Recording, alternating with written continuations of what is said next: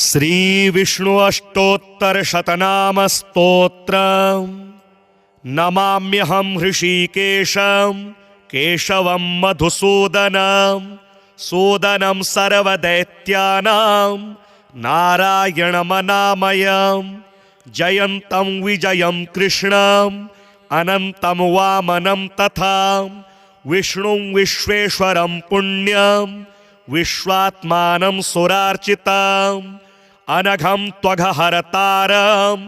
नारसिंहं श्रियः प्रियं श्रीपतिं श्रीधरं श्रीदं श्रीनिवासं महोदयं श्रीरामं माधवं मोक्ष क्षमारूपं जनार्दनं सर्वज्ञं सर्ववेत्तारं सर्वेशं सर्वदायकं हरिं मुरारिं गोविन्दं पद्मनाभं प्रजापतिं आनन्दज्ञानसम्पन्नं ज्ञानदं ज्ञानदायकम् अच्युतं सबलं चन्द्रं वक्त्रं व्याप्तपरावरं योगेश्वरं जगद्योनिं ब्रह्मरूपं महेश्वरं मुकुन्दं चापि वैकुण्ठं मेकरूपं कविं ध्रुवं वासुदेवं महादेवं ब्रह्मण्यं ब्राह्मणप्रियं गोप्रियं गोहितं यज्ञं यज्ञाङ्गं यज्ञवर्धनं यज्ञस्यापि च भोक्तारं वेदाङ्गपारगं वेदज्ञं वेदरूपं तं विद्यावासं सुरेश्वरं प्रत्यक्षं च महाहंसं शङ्खपाणिं पुरातनं पुष्करं पुष्कराक्षं च वराहं धरणीधरं प्रद्युम्नं कामपालं च व्यासध्यातं महेश्वरं सर्वसौख्यं महासौख्यं सांख्यं च पुरुषोत्तमं योगरूपं महाज्ञानं योगेशमजितप्रियम् असुरारिं लोकनाथं पद्महस्तं गदाधरं गुहावासं सर्ववासं पुण्यवासं महाजनं वृन्दानाथं बृहत्कायं पावनं पापनाशनं गोपीनाथं गोपसखं गोपालं च गणाश्रयं परात्मानं पराधीशं कपिलं कार्यमानुषं नमामि निखिलं नित्यं मनोवाक्कायकर्मभिः नाम्नां शतेनापि तु पुण्यकर्ता यः स्तौति विष्णुं मनसा स्थिरेण स याति लोकं मधुसूदनस्य विहाय दोषानिह पुण्यभूतः नाम्नां शतं महापुण्यं सर्वपातकशोधनम् अनन्यमनसा ध्याये जपे ध्यानसमन्वितः नित्यमेव नरः पुण्यं गङ्गास्नानफलं लभेत् तस्मात् तु सुस्थिरो भूत्वा समाहितमना जपेत् नमाम्यहं हृषीकेशं केशवं मधुसूदनं सूदनं सर्वदैत्यानां नारायणमनामयं जयन्तं विजयं कृष्णं अनन्तं वामनं तथा विष्णुं विश्वेश्वरं पुण्यं विश्वात्मानं सुरार्चितं अनघं त्वघहरतारं नारसिंहं श्रियः प्रियं श्रीपतिं श्रीधरं श्रीदं श्रीनिवासं महोदयं श्रीरामं माधवं मोक्ष क्षमारूपं जनार्दनं सर्वज्ञं सर्ववेत्तारं सर्वेशं सर्वदायकं हरिं मुरारिं गोविन्दं पद्मनाभं प्रजापतिम्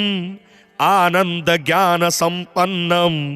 ज्ञानदं ज्ञानदायकम् अच्युतं सबलं चन्द्रं वक्त्रं व्याप्तपरावरं योगेश्वरं जगद्योनिं ब्रह्मरूपं महेश्वरं मुकुन्दं चापि वैकुण्ठं मेकरूपं कविं ध्रुवं वासुदेवं महादेवं ब्रह्मण्यं ब्राह्मणप्रियं गोप्रियं गोहितं यज्ञं यज्ञाङ्गं यज्ञवर्धनं यज्ञस्यापि च भोक्तारं वेद वेदाङ्गपारगं वेदज्ञं वेदरूपं तं विद्यावासं सुरेश्वरं प्रत्यक्षं च महाहंसं शङ्खपाणिं पुरातनं पुष्करं पुष्कराक्षं च वराहं धरणीधरं प्रद्युम्नं कामपालं च व्यासध्यातं महेश्वरं सर्वसौख्यं महासौख्यं सांख्यं च पुरुषोत्तमं योगरूपं महाज्ञानं योगेशमजितप्रियम् असुरारिं लोकनाथं पद्महस्तं गदाधरं गुहावासं सर्ववासं पुण्यवासं महाजनं वृन्दानाथं बृहत्कायं पावनं पापनाशनं गोपीनाथं गोपसखं गोपालं च गणाश्रयं परात्मानं पराधीशं कपिलं कार्यमानुषं नमामि निखिलं नित्यं मनोवाक्कायकर्मभिः नाम्नां शतेनापि तु पुण्यकर्ता यः स्तौति विष्णुं मनसा स्थिरेण स याति लोकं मधुसूदनस्य विहाय दोषानिह पुण्यभूतः नाम्नां शतं महापुण्यं सर्वपातकशोधनम् अनन्यमनसा ध्याये जपे ध्यानसमन्वितः नित्यमेव नरः पुण्यं गङ्गास्नानफलं लभेत् तस्मात् तु सुस्थिरो भूत्वा समाहितमना जपेत् नमाम्यहं हृषीकेशं केशवं मधुसूदनं सूदनं सर्वदैत्यानां नारायणमनामयं जयन्तं विजयं कृष्णं अनन्तं वामनं तथा विष्णुं विश्वेश्वरं पुण्यं विश्वात्मानं सुरार्चितं अनघं त्वघहरतारं नारसिंहं श्रियः प्रियं श्रीपतिं श्रीधरं श्रीदं श्रीनिवासं महोदयं श्रीरामं माधवं मोक्ष क्षमारूपं जनार्दनं सर्वज्ञं सर्ववेत्तारं सर्वेशं सर्वदायकं हरिं मुरारिं गोविन्दं पद्मनाभं प्रजापतिम् आनन्दज्ञानसम्पन्नं ज्ञानदं ज्ञानदायकम् अच्युतं सबलं चन्द्रं वक्त्रं व्याप्तपरावरं योगेश्वरं जगद्योनिं ब्रह्मरूपं महेश्वरं मुकुन्दं चापि वैकुण्ठं मेकरूपं कविं ध्रुवं वासुदेवं महादेवं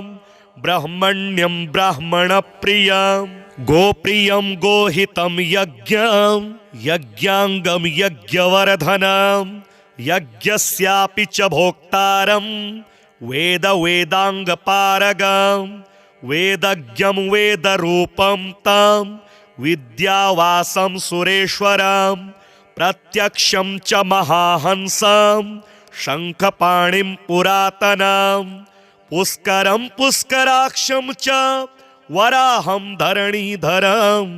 प्रद्युम्नं कामपालं च व्यासध्यातं महेश्वरं सर्वसौख्यं महासौख्यं सांख्यं च पुरुषोत्तमं योगरूपं महाज्ञानं योगेशमजितप्रियम् असुरारिं लोकनाथं पद्महस्तं गदाधरं गुहावासं सर्ववासं पुण्यवासं महाजनं वृन्दानाथं बृहत्कायं पावनं पापनाशनं गोपीनाथं गोपसखं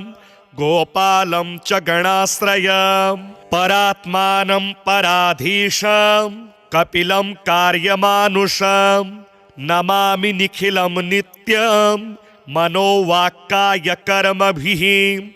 नाम्नां शतेनापि तु पुण्यकर्ता यः स्तौति विष्णुं मनसा स्थिरेण स याति लोकं मधुसूदनस्य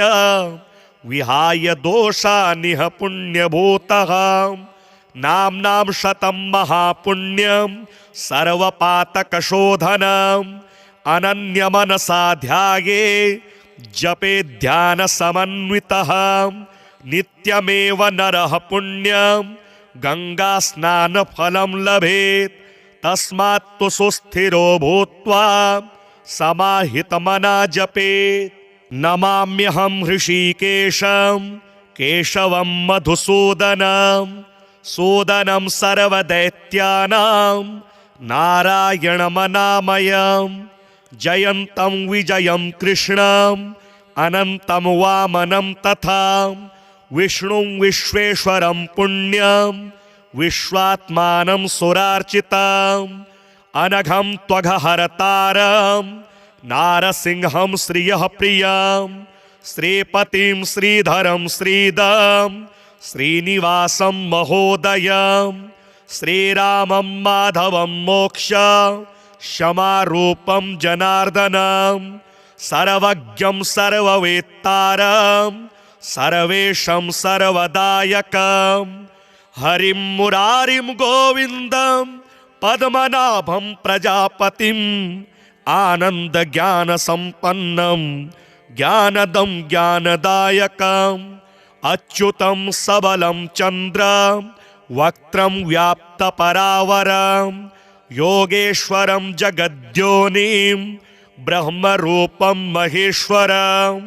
मुकुन्दं चापि वैकुण्ठं मेकरूपं कविं ध्रुवं वासुदेवं महादेवं ब्रह्मण्यं ब्राह्मणप्रियं गोप्रियं गोहितं यज्ञं यज्ञाङ्गं यज्ञवर्धनं यज्ञस्यापि च भोक्तारं वेदाङ्गपारगं वेदज्ञं वेदरूपं तं विद्यावासं सुरेश्वरं प्रत्यक्षं च महाहंसं शङ्खपाणिं पुरातनं पुष्करं पुष्कराक्षं च वराहं धरणीधरं प्रद्युम्नं कामपालं च व्यासध्यातं महेश्वरं सर्वसौख्यं महासौख्यं सांख्यं च पुरुषोत्तमं योगरूपं महाज्ञानं योगेशमजितप्रियम् असुरारिं लोकनाथं पद्महस्तं गदाधरं गुहावासं सर्ववासं पुण्यवासं महाजनं वृन्दानाथं बृहत्कायं पावनं पापनाशनं गोपीनाथं गोपसखं गोपालं च गणाश्रयं परात्मानं पराधीशं कपिलं कार्यमानुषं नमामि निखिलं नित्यं मनोवाक्कायकर्मभिः नाम्नां शतेनापि तु पुण्यकर्ता यः स्तौति विष्णुं मनसा स्थिरेण स याति लोकं मधुसूदनस्य विहाय दोषानिह पुण्यभूतः नाम्नां शतं महापुण्यं सर्वपातकशोधनम् अनन्यमनसा ध्याये जपे ध्यानसमन्वितः नित्यमेव नरः पुण्यं गङ्गास्नानफलं लभेत् तस्मात् तु सुस्थिरो भूत्वा समाहितमना जपेत् नमाम्यहं हृषीकेशं केशवं मधुसूदनं सूदनं सर्वदैत्यानां नारायणमनामयं जयन्तं विजयं कृष्णं अनन्तं वामनं तथा विष्णुं विश्वेश्वरं पुण्यं विश्वात्मानं सुरार्चितम् अनघं त्वघहरतारं नारसिंहं श्रियः प्रियं श्रीपतिं श्रीधरं श्रीदं श्रीनिवासं महोदयं श्रीरामं माधवं मोक्ष क्षमारूपं जनार्दनं सर्वज्ञं सर्ववेत्तारं सर्वेशं सर्वदायकं हरिं मुरारिं गोविन्दं पद्मनाभं प्रजापतिम् आनन्दज्ञानसम्पन्नं ज्ञानदं ज्ञानदायकम् अच्युतं सबलं चन्द्रं वक्त्रं व्याप्तपरावरं योगेश्वरं जगद्योनिं ब्रह्मरूपं महेश्वरं मुकुन्दं चापि वैकुण्ठं मेकरूपं कविं ध्रुवं वासुदेवं महादेवं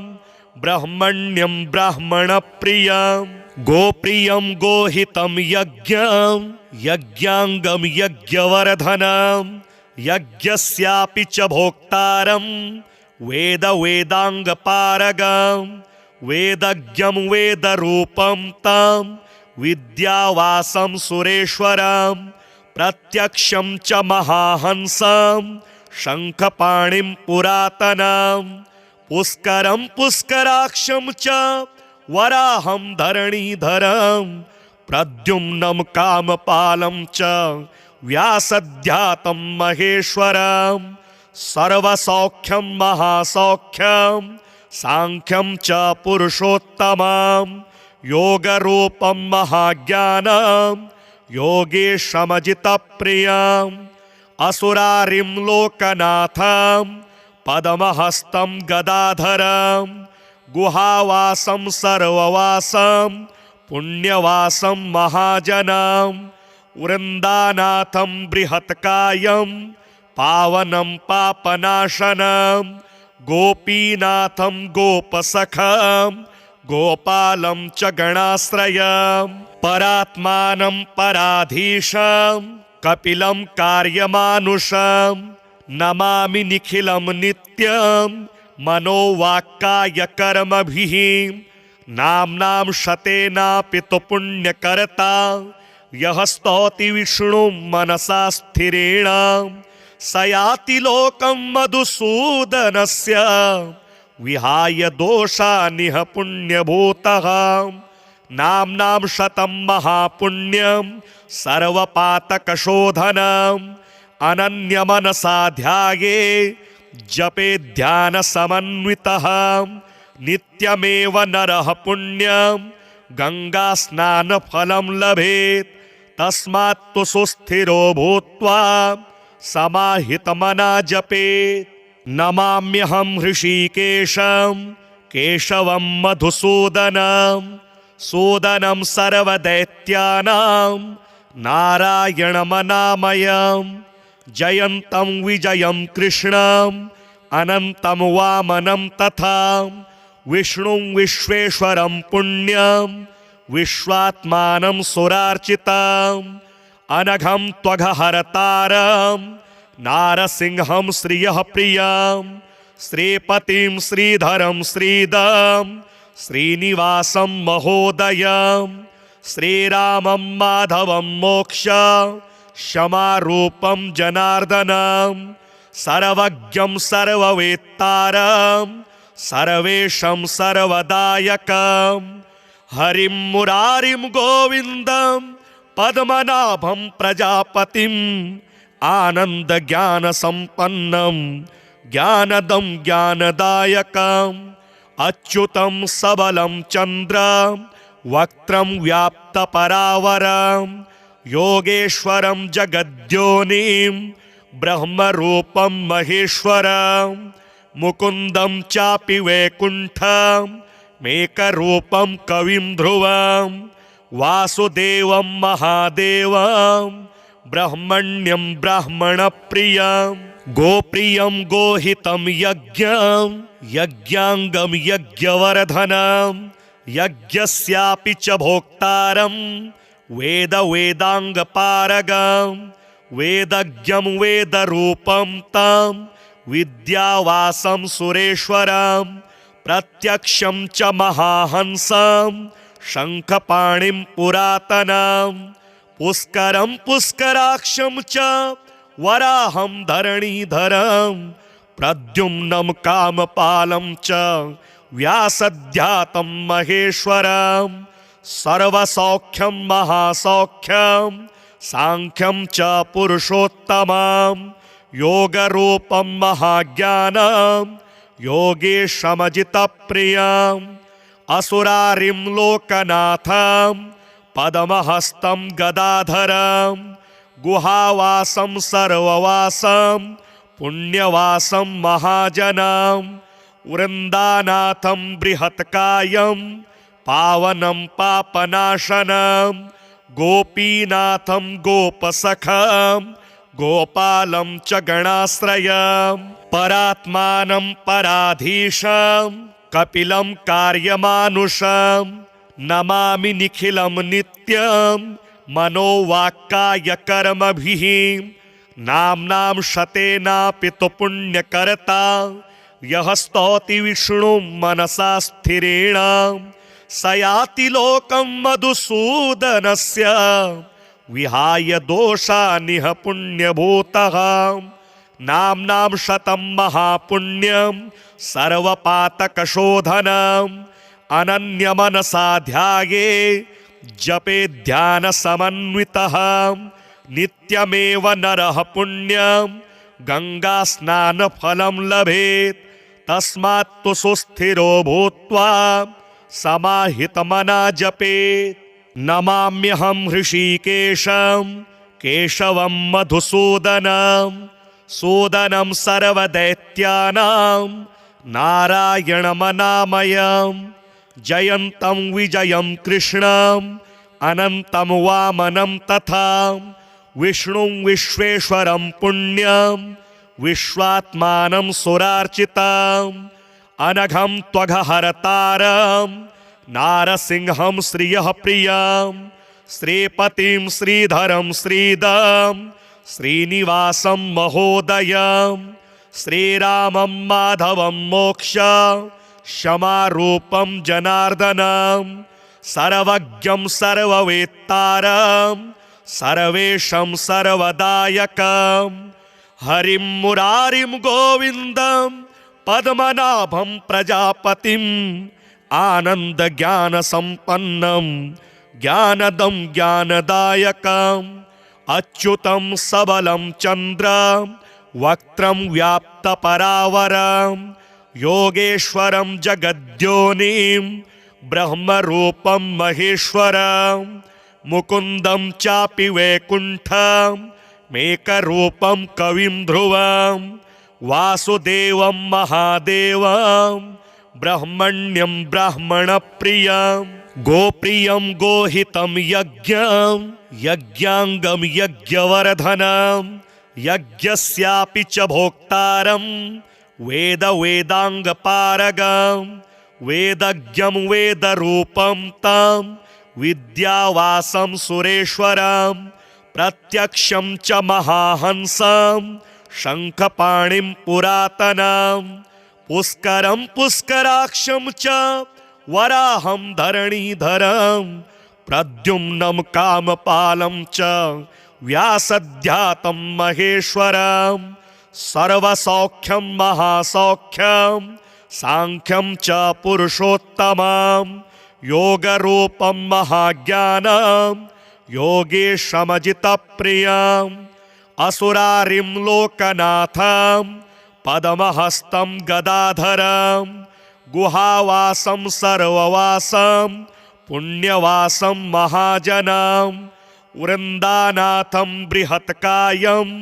पावनं पापनाशनं गोपीनाथं गोपसखं गोपालं च गणाश्रयं परात्मानं पराधीशं कपिलं कार्यमानुषं नमामि निखिलं नित्यं मनोवाक्कायकर्मभिः नाम्नां शतेनापि तु पुण्यकर्ता यः स्तौति विष्णुं मनसा स्थिरेण स याति लोकं मधुसूदनस्य विहाय दोषानिह पुण्यभूतः नाम्नां शतं महापुण्यं सर्वपातकशोधनम् अनन्यमनसा ध्याये जपे ध्यानसमन्वितः नित्यमेव नरः पुण्यं गङ्गास्नानफलं लभेत् तस्मात् तु सुस्थिरो भूत्वा समाहितमना जपेत् नमाम्यहं हृषीकेशं केशवं मधुसूदनं सूदनं सर्वदैत्यानां नारायणमनामयं जयन्तं विजयं कृष्णं अनन्तं वामनं तथा विष्णुं विश्वेश्वरं पुण्यं विश्वात्मानं सुरार्चितं अनघं त्वघहरतारं नारसिंहं श्रियः प्रियं श्रीपतिं श्रीधरं श्रीदं श्रीनिवासं महोदयं श्रीरामं माधवं मोक्ष क्षमारूपं जनार्दनं सर्वज्ञं सर्ववेत्तारं सर्वेशं सर्वदायकं हरिं मुरारिं गोविन्दं पद्मनाभं प्रजापतिम् आनन्दज्ञानसम्पन्नं ज्ञानदं ज्ञानदायकम् अच्युतं सबलं चन्द्रं वक्त्रं व्याप्तपरावरं योगेश्वरं जगद्योनिं ब्रह्मरूपं महेश्वरं मुकुन्दं चापि वैकुण्ठं मेकरूपं कविं ध्रुवं वासुदेवं महादेवं ब्रह्मण्यं ब्राह्मणप्रियं गोप्रियं गोहितं यज्ञं यज्ञाङ्गं यज्ञवर्धनं यज्ञस्यापि च भोक्तारं वेदाङ्गपारगं वेदज्ञं वेदरूपं तं विद्यावासं सुरेश्वरं प्रत्यक्षं च महाहंसं शङ्खपाणिं पुरातनं पुष्करं पुष्कराक्षं च वराहं धरणीधरं प्रद्युम्नं कामपालं च व्यासध्यातं महेश्वरं सर्वसौख्यं महासौख्यं सांख्यं च पुरुषोत्तमं योगरूपं महाज्ञानं योगेशमजितप्रियम् असुरारिं लोकनाथं पद्महस्तं गदाधरं गुहावासं सर्ववासं पुण्यवासं महाजनं वृन्दानाथं बृहत्कायं पावनं पापनाशनं गोपीनाथं गोपसखं गोपालं च गणाश्रयं परात्मानं पराधीशं कपिलं कार्यमानुषं नमामि निखिलं नित्यं मनोवाक्कायकर्मभिः नाम्नां शतेनापि तु पुण्यकर्ता यः स्तौति विष्णुं मनसा स्थिरेण स याति लोकं मधुसूदनस्य विहाय दोषानिह पुण्यभूतः नाम्नां शतं महापुण्यं सर्वपातकशोधनम् अनन्यमनसा ध्याये जपे ध्यानसमन्वितः नित्यमेव नरः पुण्यं गङ्गास्नानफलं लभेत् तस्मात् तु सुस्थिरो भूत्वा समाहितमना जपेत् नमाम्यहं हृषीकेशं केशवं मधुसूदनं सूदनं सर्वदैत्यानां नारायणमनामयं जयन्तं विजयं कृष्णं अनन्तं वामनं तथा विष्णुं विश्वेश्वरं पुण्यं विश्वात्मानं सुरार्चितं अनघं त्वघहरतारं नारसिंहं श्रियः प्रियं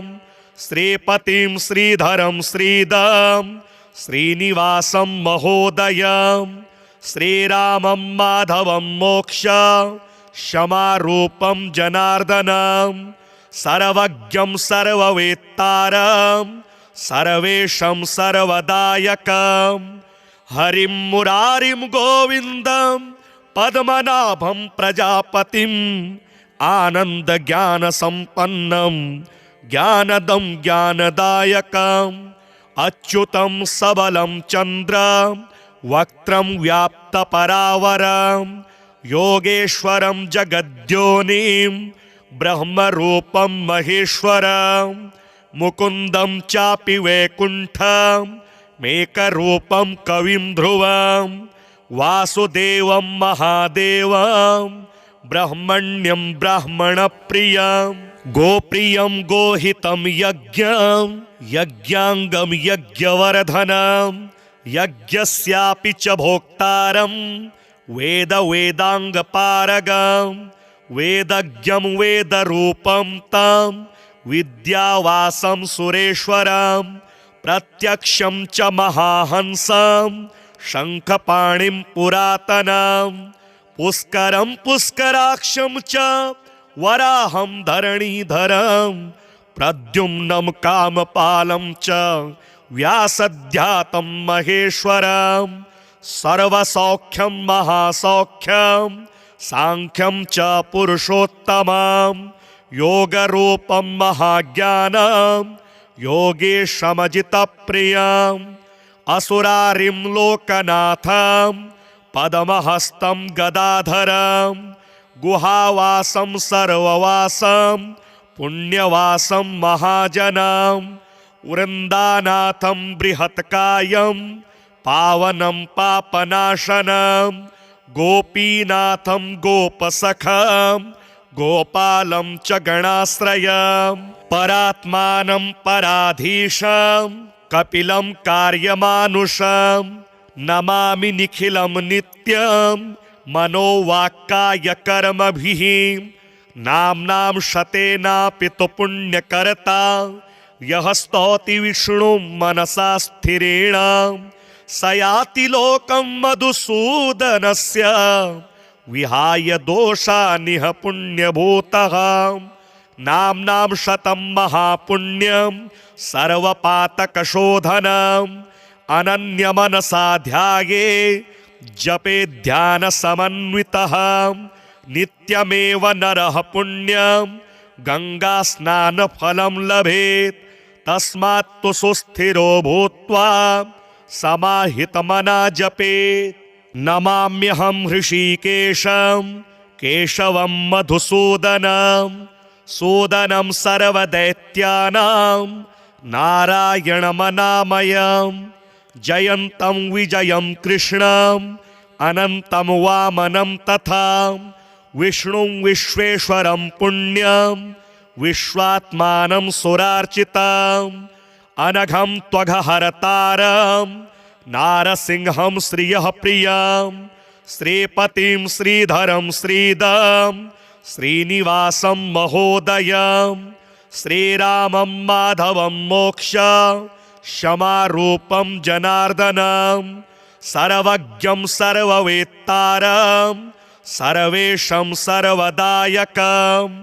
हरिं मुरारिं गोविन्दं पद्मनाभं प्रजापतिम् आनन्दज्ञानसम्पन्नं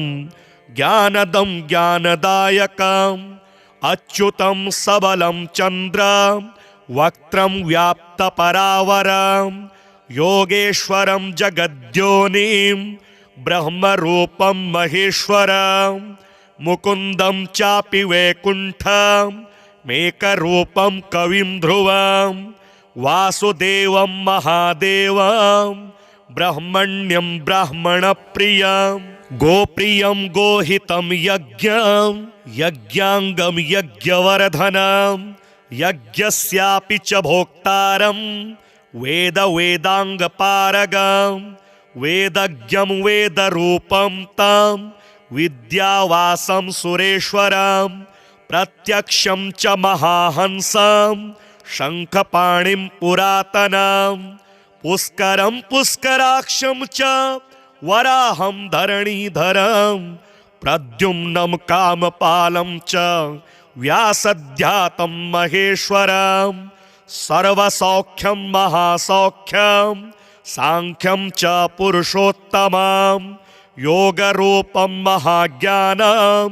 योगेशमजितप्रियम् असुरारिं लोकनाथं पद्महस्तं गदाधरं गुहावासं सर्ववासं पुण्यवासं महाजनं वृन्दानाथं बृहत्कायं पावनं पापनाशनं गोपीनाथं गोपसखं गोपालं च गणाश्रयं परात्मानं पराधीशं कपिलं कार्यमानुषं नमामि निखिलं नित्यं मनोवाक्कायकर्मभिः नाम्नां शतेनापि तु पुण्यकर्ता यः स्तौति विष्णुं मनसा स्थिरेण स याति लोकं मधुसूदनस्य विहाय दोषानिह पुण्यभूतः नाम्नां शतं महापुण्यं सर्वपातकशोधनम् अनन्यमनसा ध्याये जपे ध्यानसमन्वितः नित्यमेव नरः पुण्यं गङ्गास्नानफलं लभेत् तस्मात् तु सुस्थिरो भूत्वा समाहितमना जपेत् नमाम्यहं हृषीकेशं केशवं मधुसूदनं सूदनं सर्वदैत्यानां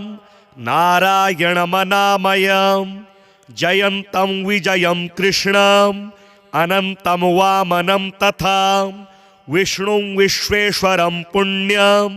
विश्वात्मानं सुरार्चितम्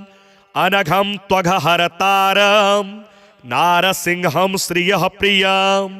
श्रीपतिं श्रीधरं श्रीदं श्रीनिवासं महोदयं श्रीरामं माधवं मोक्ष क्षमारूपं जनार्दनं सर्वज्ञं सर्ववेत्तारं सर्वेशं सर्वदायकं हरिं मुरारिं गोविन्दं पद्मनाभं प्रजापतिम् आनन्दज्ञानसम्पन्नं ज्ञानदं ज्ञानदायकम् अच्युतं सबलं चन्द्रं वक्त्रं व्याप्तपरावरं योगेश्वरं जगद्योनिं ब्रह्मरूपं महेश्वरं मुकुन्दं चापि वैकुण्ठं मेकरूपं कविं ध्रुवं वासुदेवं महादेवं ब्रह्मण्यं ब्राह्मणप्रियं गोप्रियं गोहितं यज्ञं यज्ञाङ्गं यज्ञवर्धनं यज्ञस्यापि च भोक्तारं वेदाङ्गपारगं वेदज्ञं वेदरूपं तं विद्यावासं सुरेश्वरं प्रत्यक्षं च महाहंसं शङ्खपाणिं पुरातनं पुष्करं पुष्कराक्षं च वराहं धरणीधरं प्रद्युम्नं कामपालं च व्यासध्यातं महेश्वरं सर्वसौख्यं महासौख्यं सांख्यं च पुरुषोत्तमं योगरूपं महाज्ञानं योगेशमजितप्रियम् असुरारिं लोकनाथं पद्महस्तं गदाधरं गुहावासं सर्ववासं पुण्यवासं महाजनं